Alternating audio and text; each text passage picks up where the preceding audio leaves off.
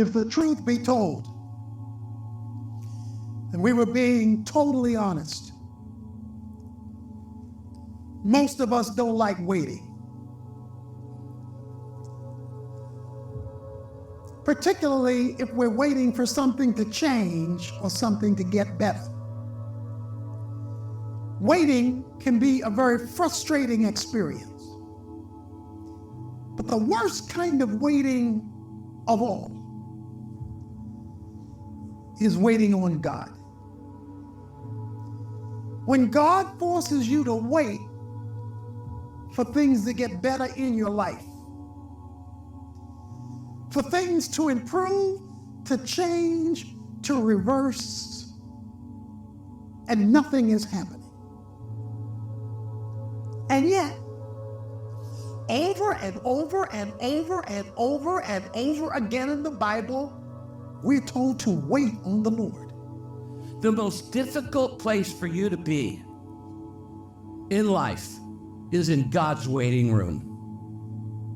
In God's waiting room. Some of you are in God's waiting room right now. What is God's waiting room? When you're in a hurry for something to happen and God isn't. That's God's waiting room. Some of you are in a hurry to graduate. Some of you are in a hurry to get married. Some of you are in a hurry to start a family. Some of you are in a hurry to launch a new business, to close a big deal. Some of you are in a hurry for a big goal, a big dream, a big accomplishment. Some of you are in a hurry for all kinds of different things, and God isn't. We as human beings hate to wait, and we especially struggle with waiting on God. Have you ever been in a hurry when God wasn't? And you're, God, I know you're going to come through, and I'm praying this really godly prayer. I know it's your will. So where are you? Why aren't you coming through? And you're in the waiting room of life. And we get so impatient. We want to hurry God up, and we want things right now. And some of you have been waiting for God to come through, and you're about to give up, and you're getting discouraged. And you realize that God's standard time is not always running on my time. And it's in the waiting rooms of life we learn to trust God the most. In those difficult waiting rooms of life, that's where God grows us and builds our character the most. Through the pain of waiting, we learn to trust God, and without faith, it's impossible to please God. That's when He builds our character. You see, while you're working on your project, your goal, your dream, your vision, God's working on you. And God's much more interested in you than in what you're trying to accomplish. Because you're not taking your accomplishments to heaven, but you are taking your character. And sometimes God says, yeah, I intend to give you what I've promised you. I intend to answer that prayer. I intend to fulfill the vision, but you're not ready yet. I want you to grow, and when you're ready, then it's going to happen.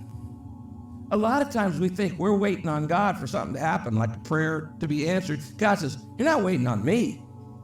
I'm waiting on you. I'm trying to prepare you. I'm testing your faith. Will you trust me? But I'm also trying to grow you up, because the blessing I want to give you is so much bigger than you can handle right now. You're not ready for it. You can't handle it yet. Another thing you have to learn in life is that a delay is not a denial. There's a big difference between no and not yet. Now, immature children don't know the difference. You tell a kid, not yet, they start crying and having a hissy fit because they think it means no. They don't understand a delay is not a denial. God is saying, I intend to do these things in your life that I've given you the vision, the dream to do, but you're just not ready yet. And at the right time, I will answer your prayer. God's often waiting on us. Now, why is this important? Because when you're in God's waiting room, you fall temptation to all kinds of negative emotions. You start worrying, you start stressing out, you get anxious, you get irritable, you get spiritual ADD, you can get envious, you can get jealous. You go, hey, he got a promotion, I didn't get the promotion. She's having a baby, well, I'm not having a baby. She got engaged. I didn't get engaged. He's starting a new business. It's taken off. What about mine?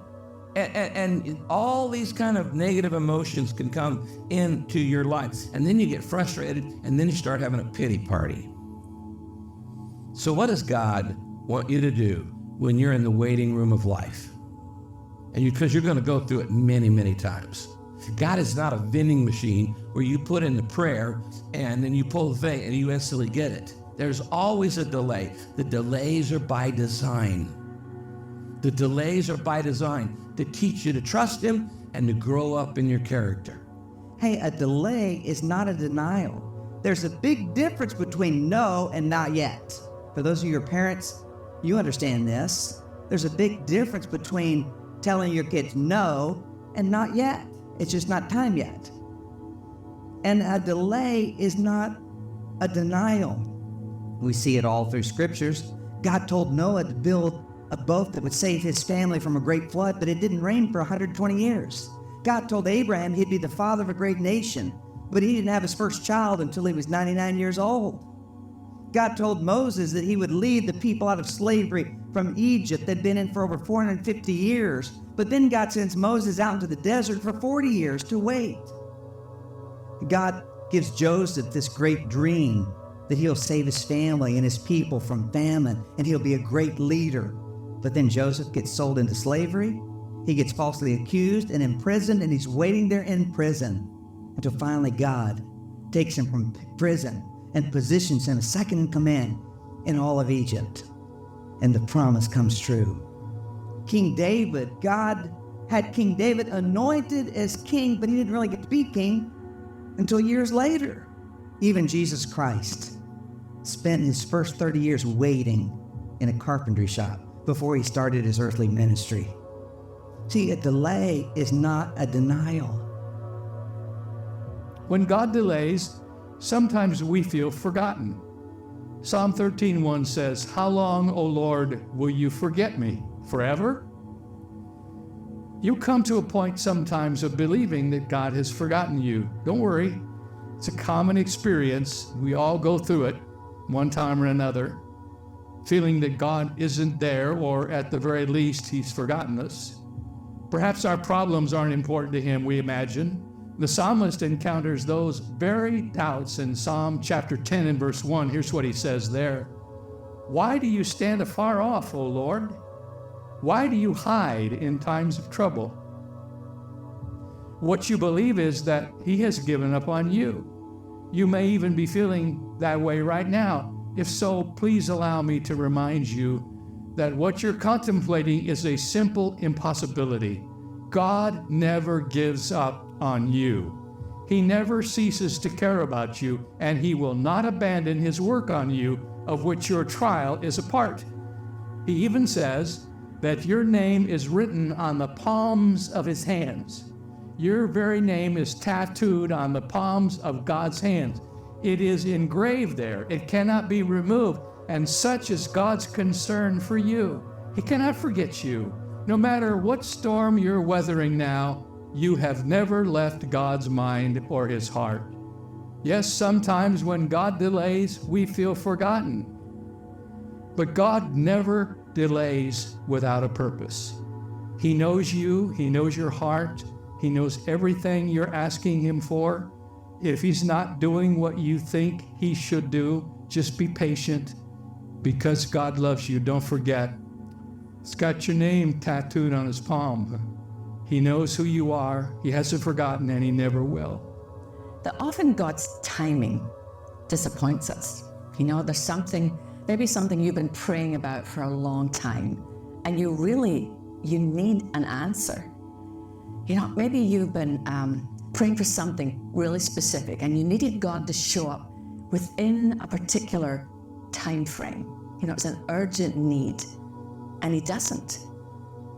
When God doesn't answer when you need Him to, I wonder, what conclusions do you come to? Do you think to yourself, you know, did I do something wrong? Did I ask the wrong way? Do you find yourself asking, does God even hear my prayers? So often we think when God doesn't answer in our way, or in our time that it's because he doesn't love us. God loves you. He doesn't love anybody else one grain of sand more than he loves you. You know, in those darkest moments of life, I want you to hear Jesus looking right through your fear and saying to you, trust me, I am right here. God's timing might not have been everything you hoped for in your life, but I hope you understand that you can trust the one who keeps the time clock. We don't like to trust somebody else's timing. Why? Because we lose control. And so we'd rather than trust God, because trusting God means, my goodness, I actually have to trust God. We'd rather go, listen, I like the plan and purpose you have for my life, but can we do it my way? And here's the funny thing. Now that I'm a parent, I recognize in my children that they don't like it to wait on my timing. They don't like to wait. They don't like to chill and be patient. But the thing is, if they would just trust my timing, they would recognize it's for their good.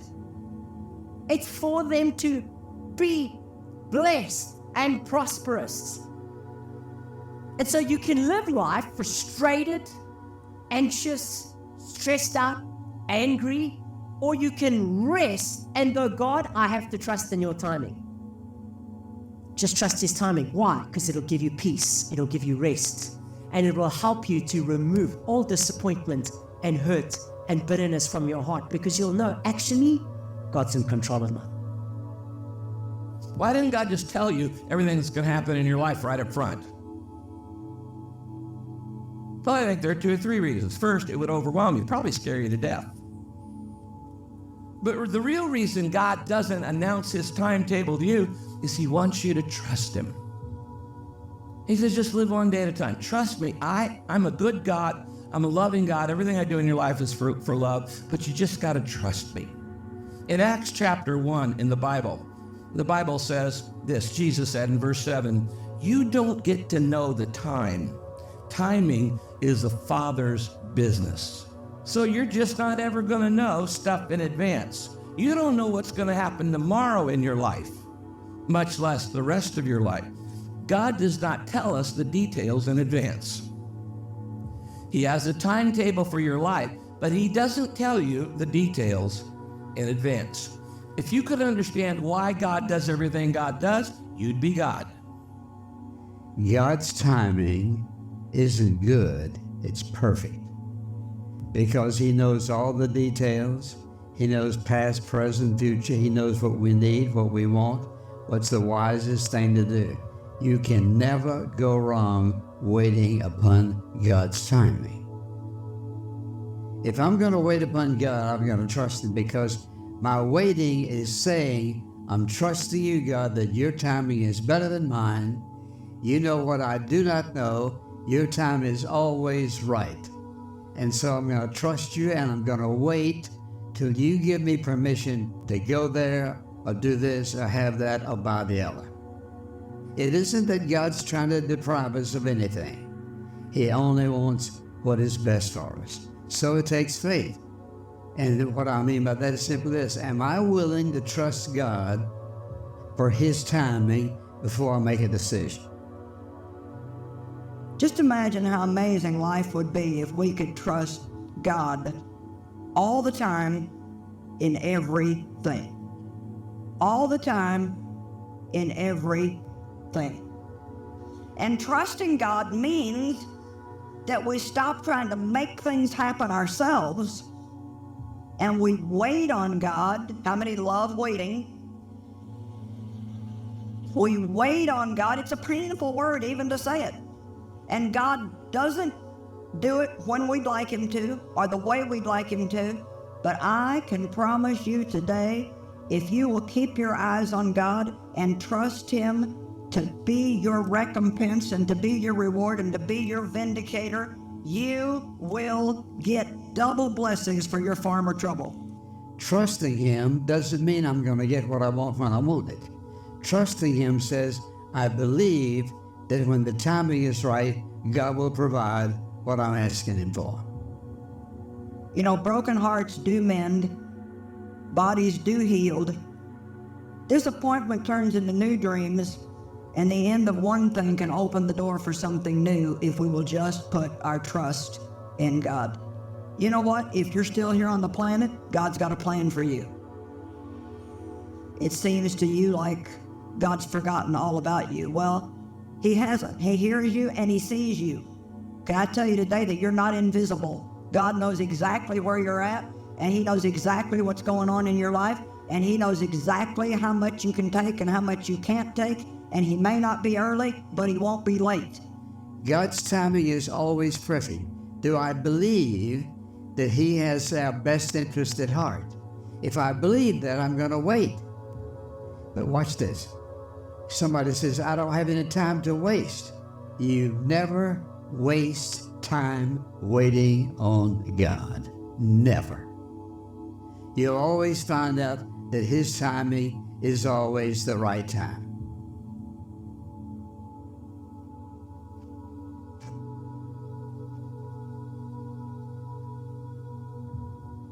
Every day, we need to put on a fresh, new attitude. You know why? Yesterday's attitude will get old. If you don't start afresh and anew, then you'll bring all the negative from yesterday into today. You need to do something to get your day started right. I mean, if you're not a person who can manage, a long time, then take 5 minutes or 3 minutes or something. I don't know, lock yourself in the bathroom and pray for 5 minutes. But just, God, help me.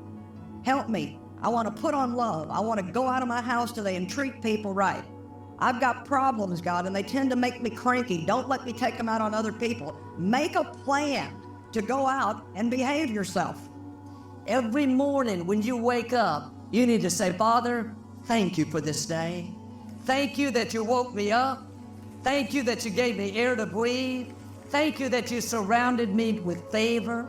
I'm grateful to be alive. I'm grateful for my family. I'm grateful for opportunities. Lord, I'm going to live this day to the full. That's putting on a fresh, new attitude. You wipe the slate clean. You let go of yesterday's disappointments, what didn't work out. You get your mind going in the right direction. I'm going to see the good today. I'm going to be kind to somebody. I'm going to stay in faith and enjoy this day. Make a plan to be a blessing. Plan ahead of time that when somebody offends you, you're going to forgive them immediately. Plan ahead of time to be quick to forgive.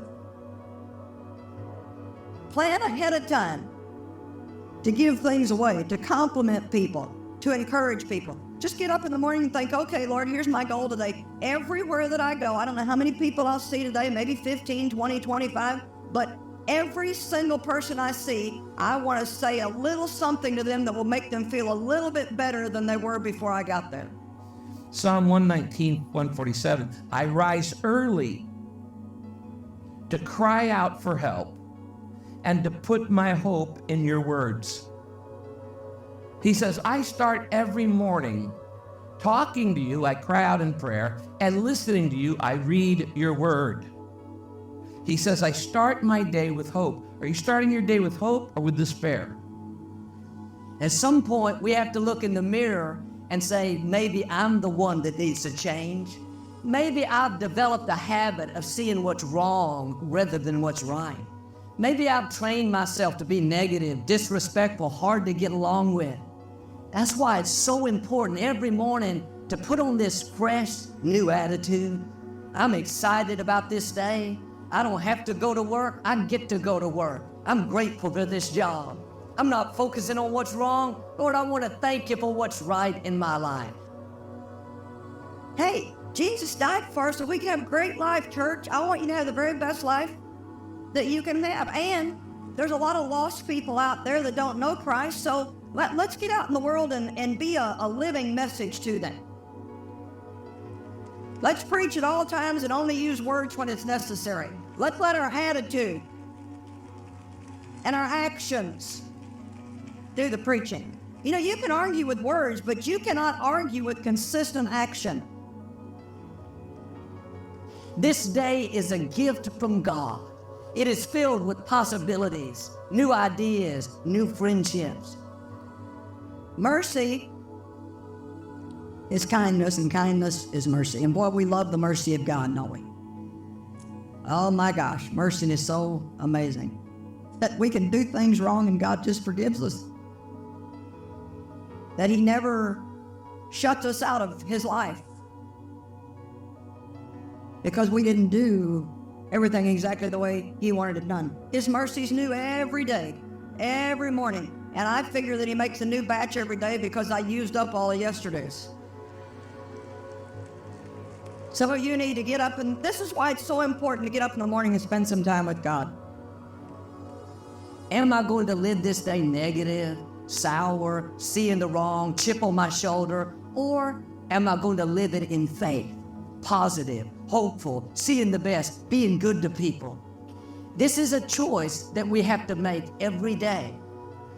Whatever you happen to be facing today or may face, I actually want you to call it Goliath, because if you call it Goliath, then at least you know where it's going to wind up.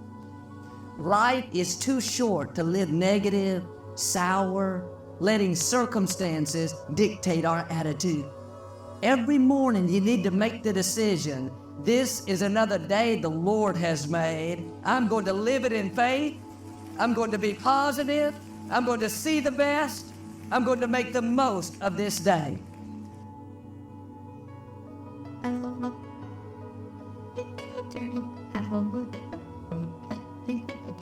How I am.